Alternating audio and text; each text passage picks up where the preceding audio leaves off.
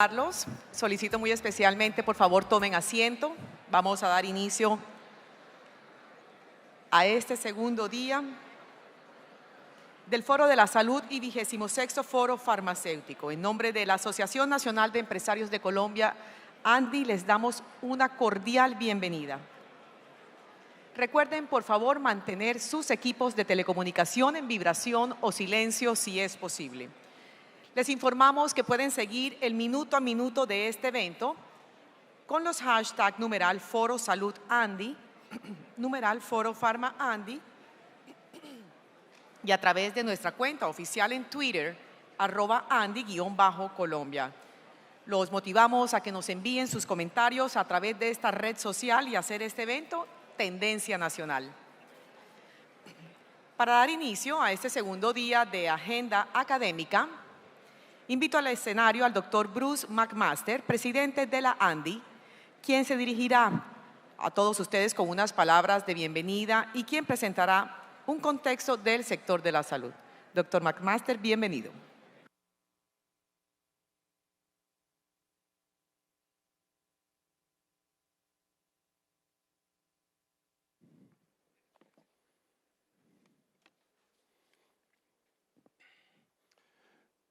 Buen día a todos, gracias por estar aquí en este segundo día del Foro de la Salud. Para nosotros en la ANDI, como saben, este es un momento muy especial en el año, es un momento en el cual tenemos la oportunidad de sentarnos con todos los sectores, con todos los eslabones de la cadena, incluso con algunos de nuestros colegas aquí presentes el día de hoy, de otros gremios, con el gobierno nacional, sin duda alguna, digamos, además con el ánimo de tratar de ser constructivos y de tratar de un foro amplio, de un foro en donde además tenemos como distintas ideas, pero todos con el ánimo de que tengamos un sistema sostenible y un sistema de largo plazo, tengamos la oportunidad realmente de enfrentar ese inmenso desafío que tenemos, que es el desafío de darle salud a los colombianos, que es el desafío de hacerlo además desde el punto de vista de calidad bien hecho, pero también desde el punto de vista de cobertura, de manera que para nosotros es realmente un orgullo poder nuevamente contar con la presencia de ustedes. Por supuesto, le doy un primer saludo muy especial al señor ministro. Ministro, gracias por estar aquí. Usted siempre ha sido, digamos, muy deferente con nosotros, muy atento en términos de oír lo que nosotros estábamos proponiendo. También nos ha enviado mensajes importantes, pero lo más importante para nosotros realmente es poder tener el diálogo permanente y con usted lo tenemos, lo mismo que con su viceministro, el doctor Iván Darío González. Muchas gracias por acompañarnos el día de hoy, vice, gracias. Con la directora de ADRES, a quien también saludo, Cristina Arango, Adriana Roballo, la directora del Instituto de Evaluación Tecnológica y de Salud, a Dante Alario, presidente de Farma Brasil.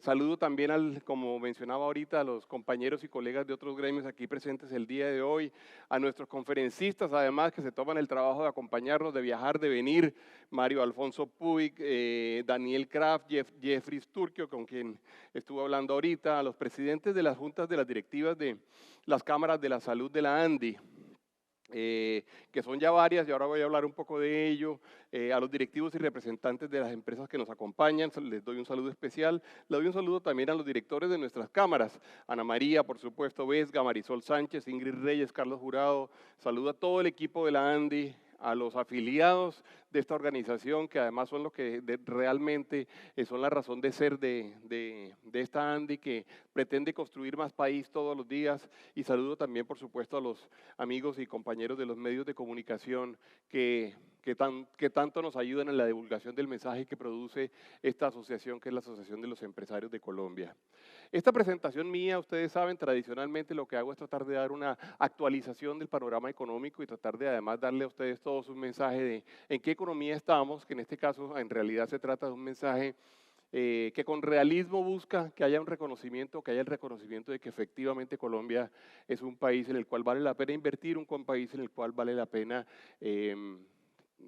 traer nuestros recursos, en el cual vale la pena gastarse el tiempo, en el cual vale la pena ser creativo, de manera que la verdad es que van a ver, y espero que ustedes compartan conmigo este mensaje, que de alguna forma es el mensaje que hemos venido divulgando desde la ANDI desde hace un tiempo ya.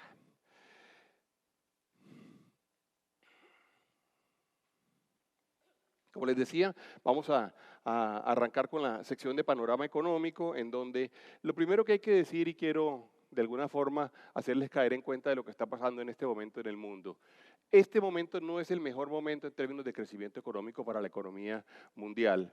Tenemos datos que no son buenos en muchas latitudes, tenemos datos que no son los mejores, además en términos de intercambio entre países y entre economías, y es así como ustedes se dan cuenta, la economía mundial se espera crezca este año en alrededor del 3%. Hay que decir que este dato es un dato que además, por cierto, la mayoría de los analistas han venido revisando a la baja, y en la medida en que la guerra comercial y en la medida en que las discusiones entre países y entre latitudes se van profundizando, se termina de alguna forma afectando más este dato. Por ejemplo, datos como el de China, que fue el último que se produjo, digamos, en términos del último trimestre, nos habla inclusive de un dato inferior al 6%, que es el peor crecimiento en muchísimos años de la economía china. Canadá está en 1.5, Estados Unidos está en 1.7. Ustedes ven el dato de Chile, por ejemplo, y como América Latina como un todo, de la cual somos parte y no se nos puede olvidar, es 0.2%. Y en este escenario Colombia está todavía con datos del 3%. Está con datos del 3% que para la ANDI, además, y nosotros en eso hemos venido siendo muy firmes, para la ANDI está mucho más entre el 3.4 y el 3.6%. Nosotros esperamos realmente que se logre eso. Esperamos que realmente podamos afianzar ese crecimiento. Muchos otros analistas han, digamos, perdido en algún momento el optimismo y terminan bajando al 3.2, al 3.1 y se dan cuenta que no, se dan cuenta que la economía sigue firme y se dan cuenta que la economía sigue creciendo y terminan nuevamente ajustando al alza ese dato en particular. Colombia, sin duda alguna, crece a tasas significativamente mayores a las de América Latina y no es para que tengamos un consuelo de tontos, digamos, alrededor de este dato, no es para que nos demos cuenta que tenemos efectivamente razones estructurales por las cuales eso está sucediendo. Ahora, la gran pregunta que se produce siempre es, ¿y si eso está pasando, por qué tenemos algunos otros datos que están fijos en este momento o que están inclusive empeorándose, como el dato del empleo o el dato del desempleo o el dato de la pobreza? Y lo cierto es que, y este es un llamado que nosotros hacemos muy, muy fuerte, lo cierto es que Colombia tiene que tratar de crecer a tasas más aceleradas. Solamente en la medida en que logremos crecer a tasas parecidas al 4%, realmente vamos a ser capaces de disminuir desempleo y vamos a ser capaces de disminuir pobreza. Por eso es el afán que ustedes ven que nosotros todos los días pregonamos en términos de hagamos todo lo posible por crecer a mayores tasas. Es muy bueno el dato, pero es un dato que todavía no nos permite realmente producir mejoras significativas en esas dos variables que son tan importantes para cualquier sociedad. Y ustedes ven aquí algunas de las proyecciones que tenemos hoy en día y algunas de las proyecciones de hacia dónde estamos yendo. Cuando uno ve el dato, por ejemplo, de comparación del primer semestre del año 2018 con el año 2019, hay varias cosas importantes. La primera es que el Producto Interno Bruto total, como un todo, está creciendo significativamente más de lo que venía creciendo en el primer semestre del año 2018. Vean ese dato que es el que aparece muy en el centro, el que está aquí. Este dato nos hablaba de que en el primer semestre del año 2018 estábamos hablando de un crecimiento del 2.5%. Hoy en día estamos hablando de un crecimiento que ya alcanzó la tasa del 3%. Y dentro de todos estos sectores, que son los nuevos sectores o las nuevas clasificaciones que ha producido el DANE, que es la fuente de este dato en particular, yo quiero resaltar algunos 2 o 3 importantes. Uno, el sector dentro del cual está incluido el sector salud. Y por favor no entiendan que ese sector salud, sino recuerden, ahí está administración pública, aparece defensa y aparece salud, en donde tenemos un crecimiento que ha sido mayor sin duda que el crecimiento del PIB total, en donde tenemos además pues, crecimientos positivos, pero crecimientos que son ligeramente menores incluso a los del año 2018. Luego, por otra parte, en términos de industria, y esto nos importa, porque además aquí también hay representantes y una de las cámaras nuestras, ustedes saben, es la cámara farmacéutica, que producen productos en Colombia y nos interesa que produzcan productos en Colombia. Este dato nos muestra cómo la industria ha crecido en este momento a tasas de cerca del 1.7%, cuando veníamos de una tasa del 1% y cuando veníamos además en el año 2017 de tasas negativas. De manera que este dato para nosotros siempre es un dato relevante. Ya que ustedes ven todos los otros sectores, donde sin duda, digamos, el gran lunar por ahora para Colombia ha sido el sector de la construcción.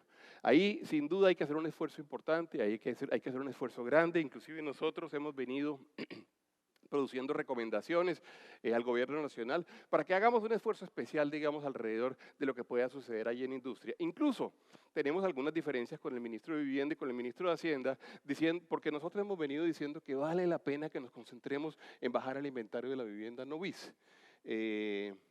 Es un inventario grande, es un inventario de cerca de 10.000 unidades. Hasta que no logremos bajar el inventario de esa vivienda, no vamos a poder activar el resto realmente de los factores de crecimiento de la economía relacionada con la construcción. Tenemos además también, como todos sabemos, un efecto importantísimo sobre empleo. Este sector es un sector intensivísimo en contratación de personas, de manera que la posibilidad que tengamos nosotros de reactivar o de generarle nuevo dinamismo a la construcción siempre se justificará desde el punto del PIB de la sociedad. De manera que el llamado es un llamado nuevamente a que no solamente produzcamos, digamos, en este momento el incentivo para la vivienda BIS, sino que además nos metamos en vivienda no BIS. Esa plata se va a devolver y se va a devolver pronto para la sociedad. Y es un poco el llamado que nosotros hemos venido haciendo el Ministerio de Hacienda. En términos de comercio exterior, esta gráfica me gusta mostrarla por varias razones. Esto es lo que ha pasado en la serie de la balanza comercial colombiana durante los últimos años, y cuando hablo de últimos años, inclusive hablamos del año 1991. Y uno se puede encontrar con una economía que realmente tiene como varias fases, digamos, en términos de su desempeño macro. Desde el año 1991 hasta el año, digamos, 2003, por lo menos, inclusive, bueno, pero el 2003, nos encontramos con un sector comercial, importaciones versus exportaciones, que tenía tres características. Primero, era muy balanceado, las importaciones se parecían mucho a las exportaciones. De manera que teníamos un déficit, que ustedes ven, el déficit comercial era prácticamente cero, en algunos años era positivo, es decir, no teníamos déficit sino superávit, y en otros años era negativo, ligeramente negativo. Y este era el dato, digamos, que de alguna forma teníamos. Lo otro es que Colombia no era realmente muy importante en términos de hidrocarburos y de minería, que es la línea que aparece aquí, digamos, como línea naranja. A partir del año 2003, 2004, 2005, se empieza a presentar realmente un ramp-up, un periodo de crecimiento, un periodo donde Colombia realmente comienza a ser mucho más dinámica en términos de su comercio exterior, muy importante, alcanzando inclusive unos crecimientos que ustedes ven la derivada de esta línea es positiva, e inclusive llegamos al año 2018 con un crecimiento marcado, pero muy relacionado también nuevamente con la posibilidad que tuvimos en ese momento ya de exportar más minerales y de exportar más hidrocarburos. Luego, digamos, aquí tenemos la crisis del año 2008-2009 a nivel mundial, y luego Colombia realmente comienza a crecer en términos de hidrocarburos y de minería. El precio comienza a crecer y comienzan a crecer los volúmenes. De manera que eso nos implica a nosotros verdaderamente un salto importantísimo en términos del tamaño de la economía, en términos de la balanza comercial. Dicho esto, lo que nos encontramos, y eso es parte de lo que yo quiero resaltar aquí, es con una economía de estas dimensiones, significativamente distinta a esta, en donde pesa mucho realmente, y es muy importante, el tema de hidrocarburos y minería. Entonces hay quien me dice a mí, nos volvimos dependientes de los hidrocarburos y la minería. No, esa no es la forma de verlo. Afortunadamente logramos volvernos activos en hidrocarburos y minería, y por lo tanto eso hizo que la economía creciera en muchos sentidos. Se permitió y se nos empezaron a registrar datos muchísimo más importantes, por ejemplo, en términos de dólares, en términos de divisas, y lo que tenemos es una economía que tiene hoy en día afortunadamente este gran soporte. ¿Por qué lo digo? Porque tenemos hoy en día una oportunidad importantísima, que es la oportunidad eventualmente de poder acceder a los hidrocarburos y a los yacimientos no convencionales. Y nosotros en esto hemos venido haciendo un llamado, y lo he venido haciendo en todos los foros. Será muy importante, será vital para la economía que nosotros logremos tomar una decisión buena.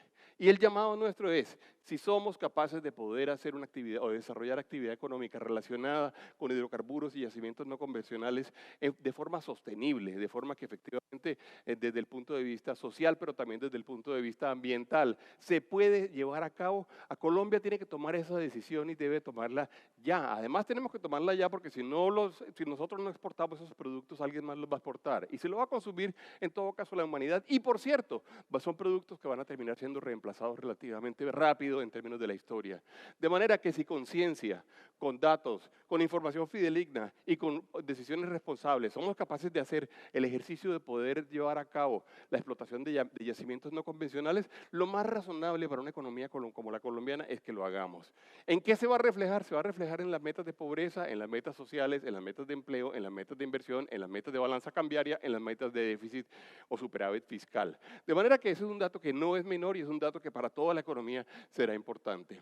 Hablando del tema del sistema de seguridad seguridad social, fíjense ustedes el dato y el crecimiento y lo que ha venido sucediendo en términos de los regímenes, en términos de salud.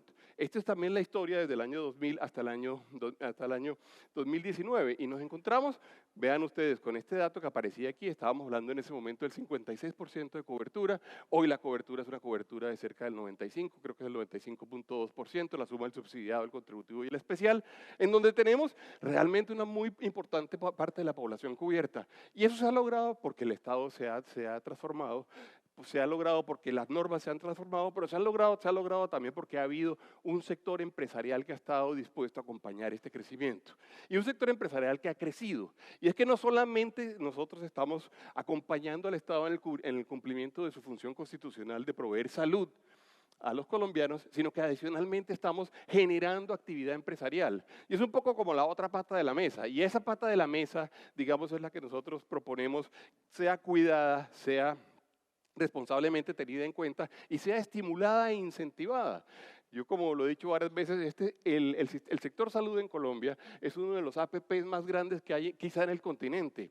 Es una alianza público-privada, donde hay muchos privados haciendo distintas cosas en los diferentes eslabones de la cadena. Y esto pues está resultando bien, tenemos que darle sostenibilidad, tenemos que garantizar adicionalmente que ojalá lográramos la cobertura total del 100% de la población, tenemos que garantizar calidad, que es uno de los temas en los cuales está empeñado el señor ministro y el cual nosotros, por supuesto, lo acompañamos.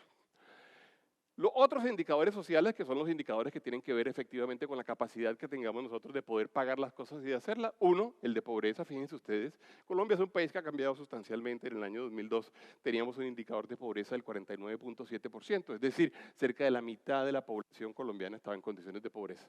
Uno de cada dos colombianos estaba en condiciones de pobreza. Pues bien, este indicador es un indicador que ya ha llegado al 27%.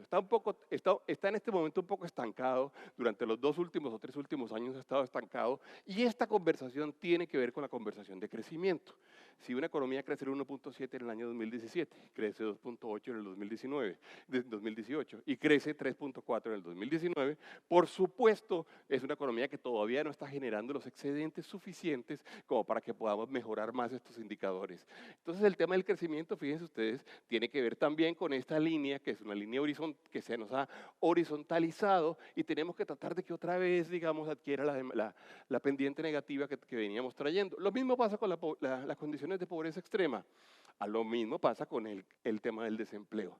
Nos preguntan, ¿por qué si la economía está creciendo, por qué no estamos en este momento reduciendo el desempleo? No lo estamos reduciendo porque tenemos que crecer más, porque la población crece, porque las necesidades crecen, porque el Estado crece, todo crece. Entonces, para que nosotros podamos crecer a mayor velocidad, de alguna forma, la reducción de esas variables, necesitamos crecer a unas tasas, digamos, que sean un poco mayores. Pero este es otro dato que es interesante. Fíjense, en el año 2002, en términos de afiliados a las ARLs, cómo estábamos nosotros en el 3.8, hablando de 3.8 millones de personas o de trabajadores, y hoy en día tenemos ya un quinto de la población, 10.5 millones de personas cubiertas por el sistema de riesgos laborales. Este dato que aparece acá es sin duda, digamos, uno de los datos que yo digo, nosotros deberíamos considerar como una de las mayores, digamos, o de los mayores desafíos de nuestra sociedad y nuestra economía. Es la tasa de informalidad, es decir, la gente que opera, pero opera en condiciones de no cumplimiento de la mayoría de las cosas en las cuales tenemos acuerdos de cumplimiento hoy en día. Fíjense ustedes, la tasa ha venido bajando. Desde el año 2009 teníamos un dato del 53.3%. Hoy estamos hablando del 47.5%, sin duda es menor, sin duda es un dato mejor, sin duda es un dato que viene descendiendo a lo largo de los años, pero lo cierto es que no es mucho, porque en realidad lo que tenemos es un descenso de solamente 4 puntos. Y allí tenemos la mayoría de las personas que no están contribuyendo al sistema, pero también tenemos las compañías que no pagan impuestos, pero también tenemos la gente que no hace cotización las personas por las cuales no se hace cotización para el sistema de pensiones. Tenemos también una inmensa influencia de actividades de contrabando. De manera que ese indicador, digamos, ese porcentaje que es casi el 50% de la población, es uno de los indicadores que más nos deberían preocupar. Cuando nos comparamos con otras economías de la OECD, y esto pasa con alguna frecuencia, ahora que ya estamos y somos parte de la OECD y que somos parte de algunos comités, nos imponen o nos proponen que nosotros cumplamos con algunos otros indicadores. No vamos a poder cumplir muchos de esos indicadores si no somos capaces de reducir la tasa de informalidad. Esta es una economía donde hay mucha gente que está queriendo hacer las cosas bien, hay mucha gente que está pagando, hay mucha gente que está contribuyendo, pero hay otra que no lo está haciendo. Y en este momento me voy a detener para hacer mención a la ley de financiamiento y los efectos que pueda tener.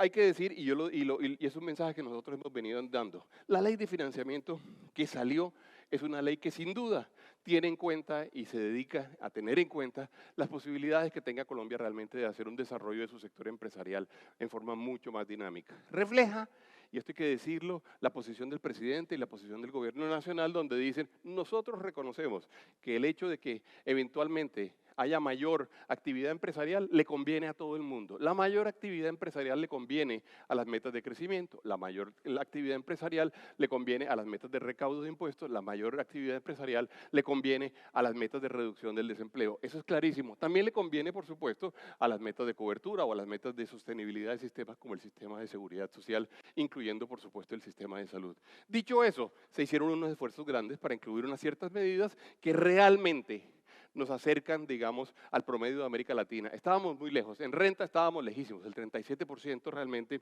es muy alto en términos de impuestos de renta, que ustedes saben nos llevaron una tasa efectiva de tributación que es una de las más altas del mundo, en donde estábamos hablando del 69 o el 70% para algunos sectores, en el caso de la industria estábamos hablando del 77%.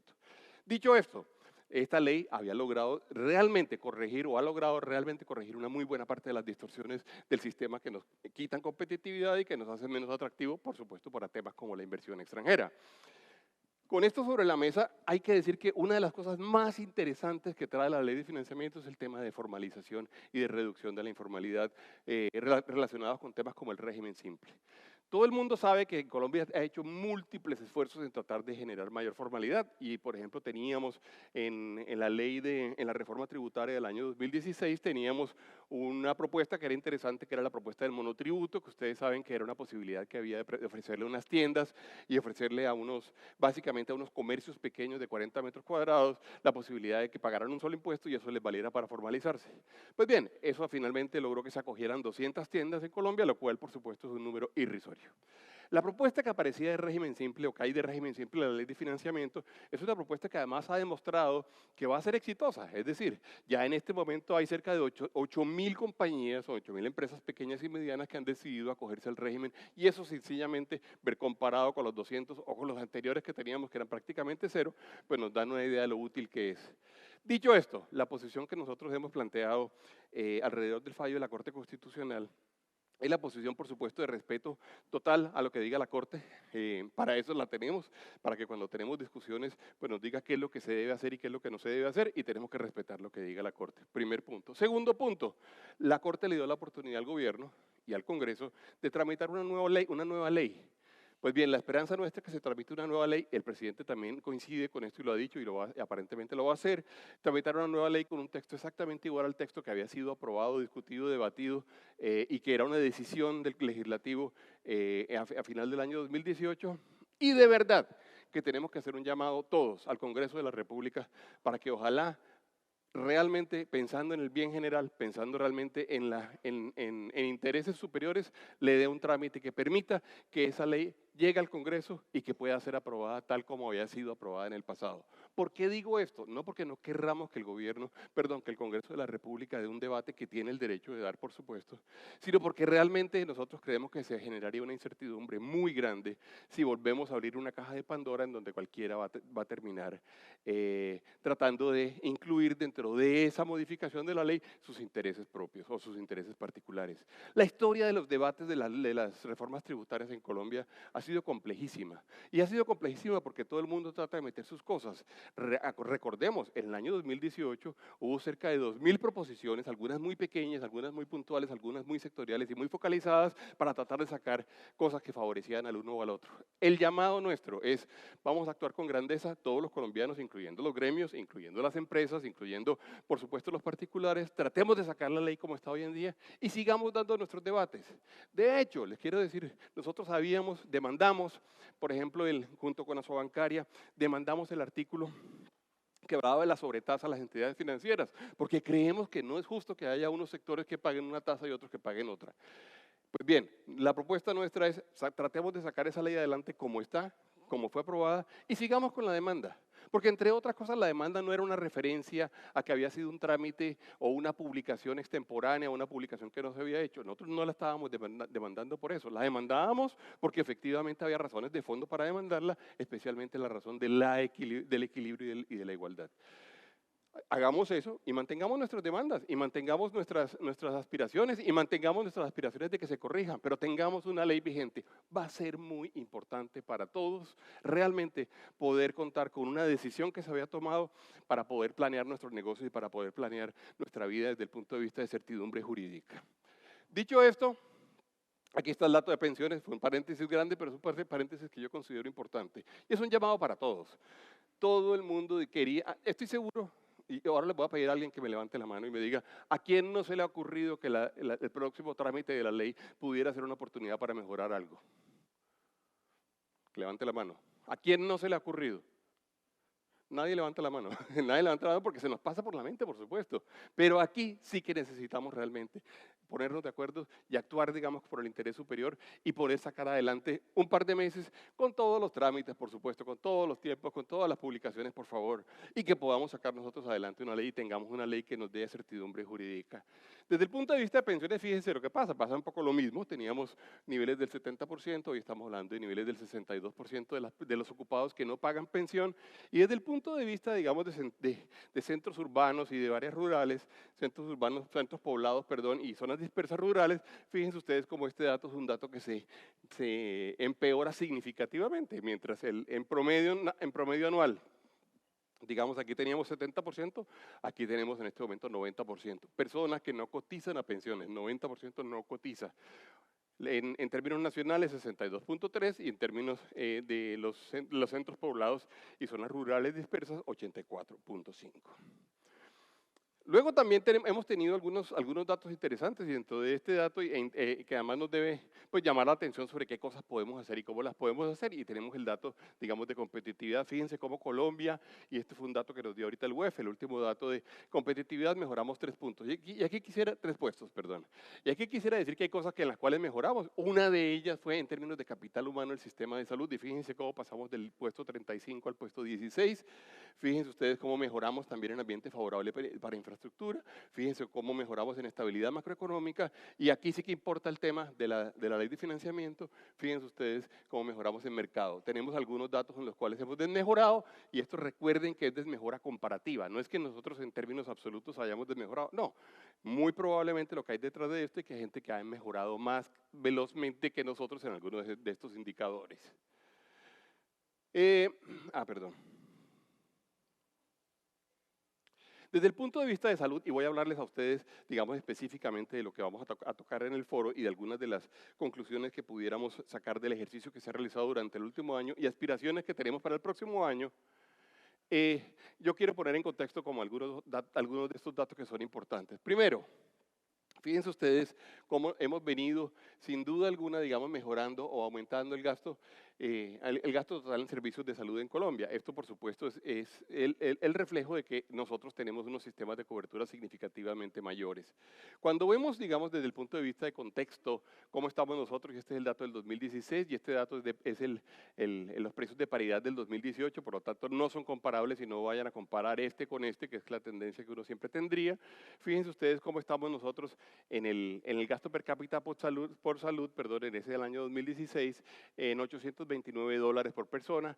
Y cuando vemos el dato, digamos, comparado, el del gasto de salud con precios de paridad, fíjense ustedes cómo estamos hablando de $960, comparado con todos estos otros países, donde en Estados Unidos pues es increíblemente alto, en Chile es alto, y estamos muy parecidos, digamos, a toda esta banda o esta franja, digamos, de países donde tenemos Surinam, Ecuador, Namibia, México, bueno, Barbados, Antigua, Algeria, en donde estamos hablando de un dato que es muy parecido, digamos, a los $850. Pero dicho esto, digamos, y si vamos a tratar de entender cómo se paga y cómo se distribuye, que es muy interesante, digamos, para entender la estructura del sistema, especialmente la estructura financiera, fíjense ustedes cómo aparece la carga en cabeza de los pacientes, la carga de pagos en cabeza de pacientes comparado con el público y el privado. Y dense cuenta ustedes cómo el 76% es asumido por el pago público y cómo el 24% es asumido en el pago privado en Colombia. Cuando lo comparamos con América Latina, fíjense ustedes la diferencia inmensa que tenemos. Tenemos una diferencia en donde en América Latina estamos hablando de un dato que se parece mucho más al 60-40, 56-44, y fíjense ustedes cuando nos comparamos con estos otros países, este era el promedio de América Latina, pero nos comparamos con Chile, con Perú, con Brasil, con Argentina o con México, nosotros seguimos con ese 76 o 74%, que es significativamente más alto. Esto, por supuesto, hace un llamado importante, digamos, a cuál debería ser la estructura y a cosas y a decisiones que deberíamos y podríamos tomar en una economía como la economía colombiana.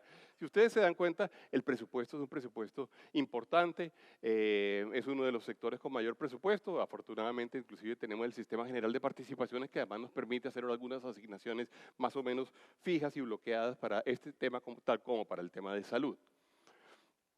Este es un dato que me interesa muchísimo mostrarle a ustedes porque es un dato que refleja además algo de lo cual hablaba al principio, que es además, ¿esto qué significa en términos empresariales? ¿Estamos siendo capaces de atraer gente o no? ¿Estamos siendo capaces verdaderamente de ser atractivos o no? Y lo cierto es que fíjense ustedes, los flujos de inversión extranjera directa en servicios sociales, fíjense cómo se han venido comportando durante los últimos años. Estamos hablando de millones de dólares, aquí estamos hablando de 377 millones de dólares, 380 millones de dólares. Es decir, es un sector que es capaz de traer y de atraer además inversiones millonarias o inversiones representativas, muy representativas para inversionistas extranjeros. Esto es interesante porque nos habla efectivamente de una economía que está siendo capaz de ofrecer condiciones que siguen siendo atractivas en este instante a pesar de lo que ha venido sucediendo en los mercados internacionales.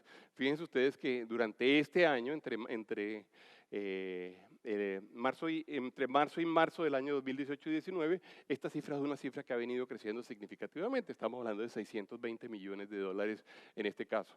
Proyectos con capital extranjero presentes en Colombia, fíjense, tenemos por lo menos en estos sitios, algo muy interesante que haya, por ejemplo, proyectos en Quibdó, muy interesante que haya proyectos en Miranda, pero también, por supuesto, los más conocidos y los más obvios, Bogotá, Medellín, Cali, Barranquilla. Pero sin duda, digamos, este hecho es un hecho importante. Algunos de los registros de inversiones que se han venido produciendo durante estos últimos años, fíjense ustedes, y tenemos a jugadores interesantes que están actuando y algunos presentes hoy en día aquí les damos la bienvenida a Colombia, pero tenemos jugadores interesantes haciendo inversiones en el país. Queremos además ser un sector interesante para la inversión, queremos atraer dólares, queremos atraer tecnología, capital, conocimiento, queremos ser atractivos para el país, para estos inversionistas.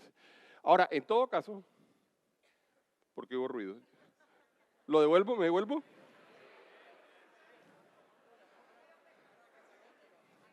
Asegúrense que yo salga en esa foto.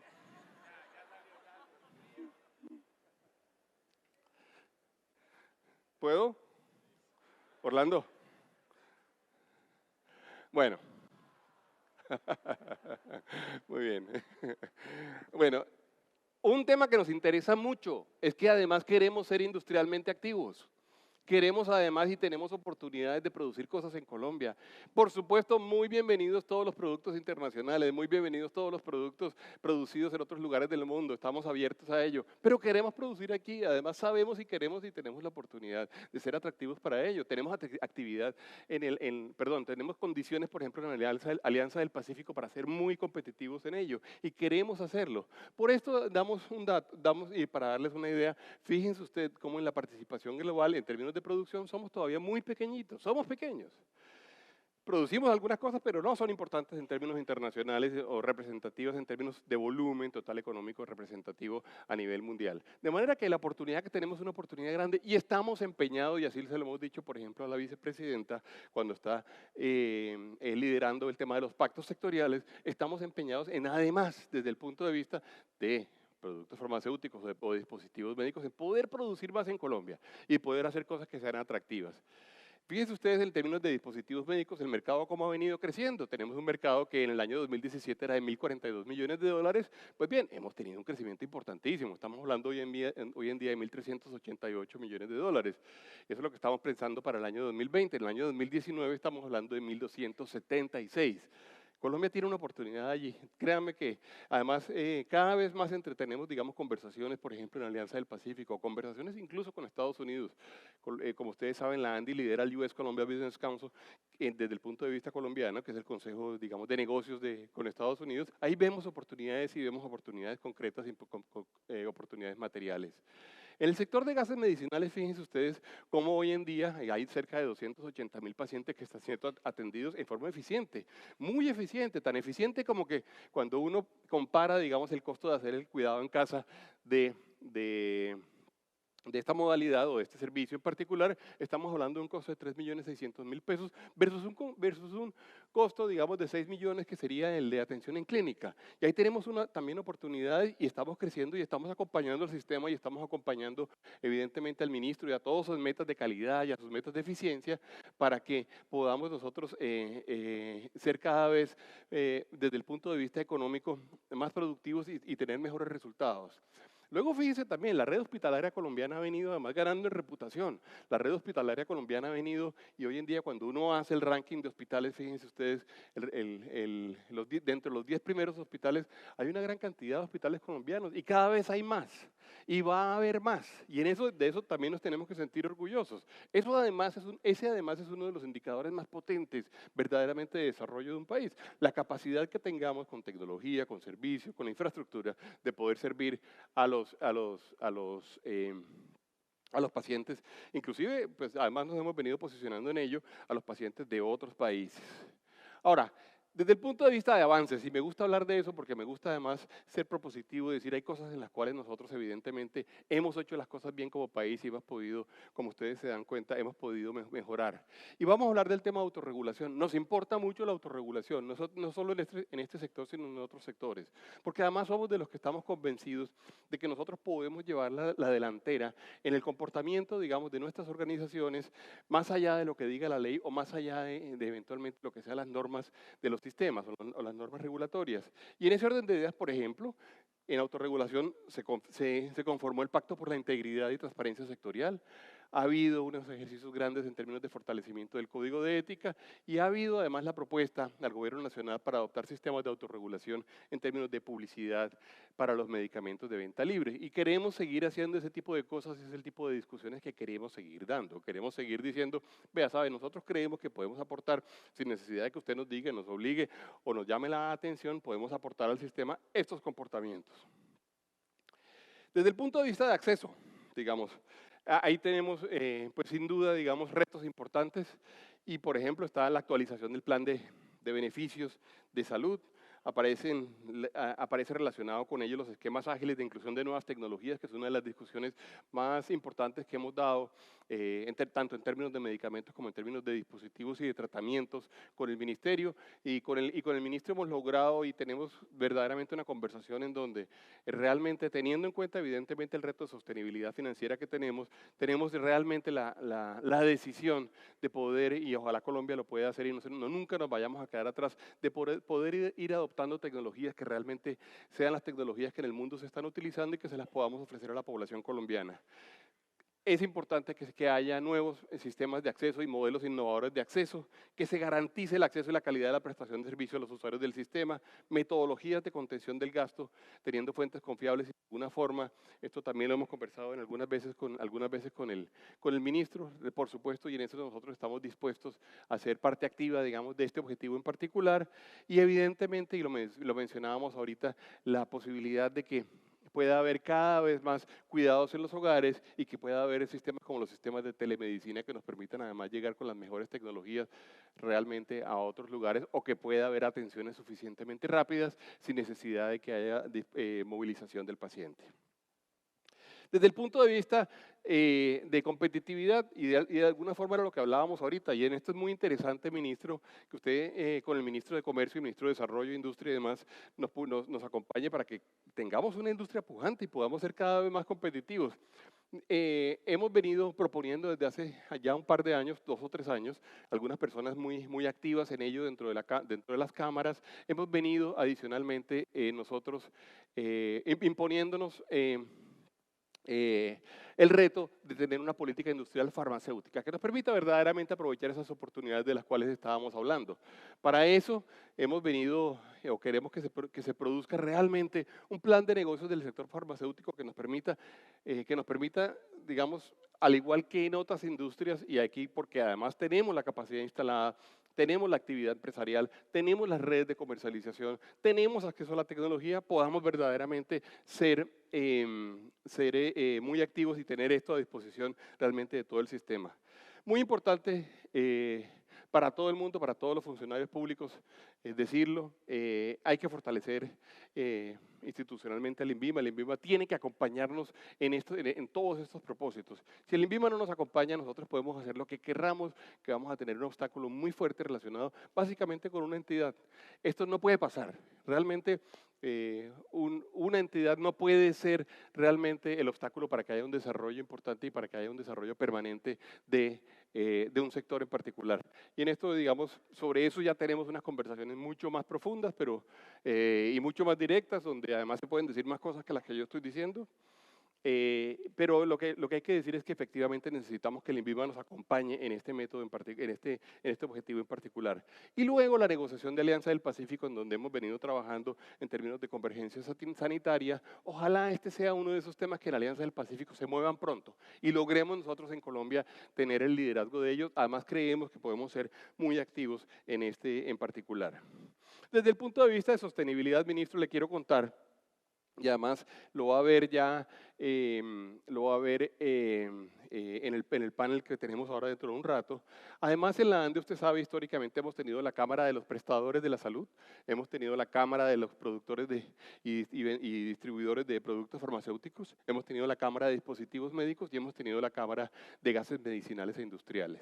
Pues bien, desde hace un tiempo veníamos trabajando en la posibilidad de tener, para poder integrar dentro de nuestra cadena a las EPS, es decir, a los aseguradores del sistema.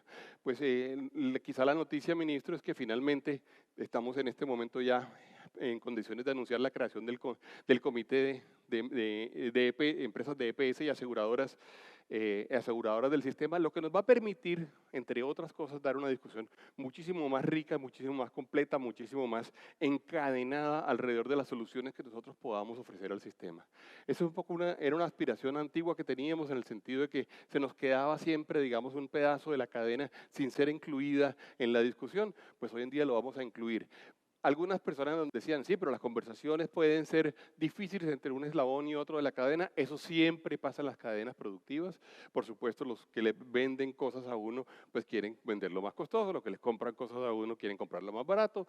Las condiciones que uno le pone al otro siempre son parte de las tensiones que se presentan en el mercado, pero nada más verdaderamente virtuoso y constructivo que ser capaces de contar con todos los eslabones de la cadena. Entonces, en ese orden de ideas, por supuesto, tenemos en este momento la oportunidad de decirlo. Hoy vamos a tener dentro del panel al presidente de ese comité, y usted lo va a poder ver ahorita.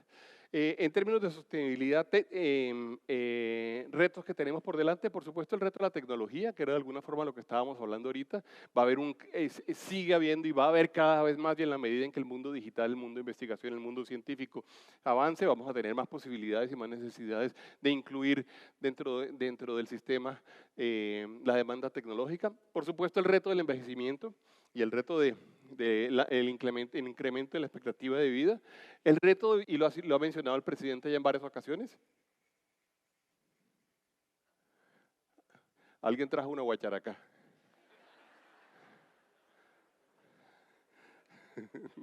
Exacto, que saquen el acordeón. Muy bien. El reto del envejecimiento, el reto de la migración venezolana es un reto importantísimo porque sencillamente se nos aumentó una población pues, para la cual no teníamos, digamos, cálculos actuariales, para la cual no teníamos ahorros ni disponibilidades presupuestales, pero tenemos que atenderla y la vamos a atender. Pero de alguna forma ese es un trabajo que se tiene que producir de mano a mano con el gobierno, de mano a mano con el Estado y bueno, y la presión tecnológica de la cual estábamos hablando. ¿Qué nos sigue, digamos, en términos de sostenibilidad? La actualización, por supuesto, del plan de beneficios y medidas de control para el no PBS, que de alguna forma ha sido una de esos desafíos que hemos tenido grandes durante tantos años, que además nos han conducido a sistemas además absolutamente, diría yo, perversos, como el sistema de tener que acudir al tema de tutela solamente para poder incluir algunas de estas demandas. Con eso, digamos, yo creo que podemos hablar, y este es el panorama que yo quería plantearles. El día de ayer ya hubo una serie de conversaciones, discusiones, talleres, también hubo la conversación desde el punto de vista económico. Aquí hubo dos expertos en el tema de economía que hablaron y además nos ilustraron también y que donde podemos contrastar algunas de las ideas, pero sobre todo lo que queremos es tener la oportunidad de tener este diálogo inmenso, de manera que para todos ustedes espero que este foro sea un foro productivo, que durante estos 2 días que nos faltan tengamos además charlas interesantes, conversaciones interesantes, discusiones y debates interesantes y que podamos además como todos siempre ir adelante en el propósito que tenemos de ofrecerle mayor y mejor salud a Colombia en un ambiente de sostenibilidad. Muchas gracias.